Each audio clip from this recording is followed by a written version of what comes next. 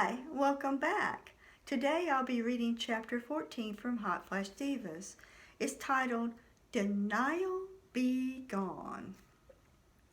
2 weeks passed. It was a Sunday night when I walked into the living room, took the remote from the table, and turned off the television. We need to talk. The dreaded 4 words for most people. Todd rolled his eyes and sighed as he crossed his arms. I've had 4 therapy sessions with Ron. He's helped me to understand that you felt abandoned. My work and Dad's illness took a great deal of my time this past year. Todd nodded. That's true. You left me here alone night after night while you worked. He glared at me with narrowed eyes. I could feel his hostility ramming against me in waves of negative energy. My mouth flew open. I was ready to tell Todd that he finally got a taste of what my world was like for most of our married life. I shut it and clenched my teeth to hold the words inside. I could tell by the set of his jaw that saying them wouldn't do any good. I hope you've noticed that I stopped accepting appointments past 5 and I'm home earlier. I sat across from him. How long will that last? His sarcastic tone matched the sneer that slid onto his face. It's a permanent change. It wasn't fun for me to work all those long hours. You, of all people, should know with all the overtime you worked for 19 years. That taunt slipped right past my lips. Inhaling, I tried to get back on track. Have you seen anyone for counseling yet? Todd shook his head. I told you I wouldn't go to counseling. I'm done. Are you deaf?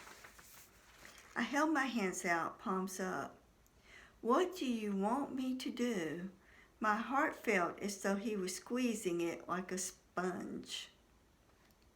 Todd glared at me. Phoenix, I don't need you to do anything. He leaned forward and placed his hands on his knees. I don't love you anymore. I don't want to work on it. I don't want to stay married. I don't know how to make it any plainer. I pushed myself from the chair, intending to retreat.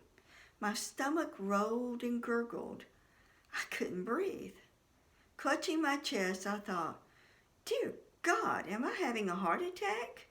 Heat boiled from my core, rose like a volcanic explosion, sending my face into flames. Sweat beaded on my forehead and upper lip. Hot flash? Food poisoning?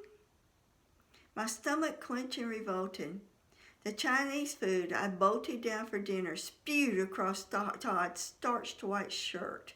His mouth gaped open as he looked down at his splattered shirt. With bulging eyes, he watched my stomach contents drip onto his suit pants. He looked up at me, fire sparking in his eyes. I turned and fled to my room, slamming the door and locking it. I ran straight to the toilet, dropped to my knees, and heaved any hope of saving my marriage into the toilet. After I cleaned up and cried a little, I took out my journal. With Buffy settling down beside me, I flipped to a clean page. No more denial. No more bargaining. It's over. Now I need to pick up the pieces. I only wish Dad were here to hold me and tell me everything will be okay. He's not, so it's up to me. Dear God, please help me through this mess. I never had another menstrual cycle. I'm convinced Todd's cruel words catapulted me into menopause at the vital age of 45. It's such an interesting word, pause. It certainly put a pause on men for me. Thank you for listening. I hope you'll like, subscribe, or share the readings. I'll see you tomorrow with the next chapter. Stay well and stay safe.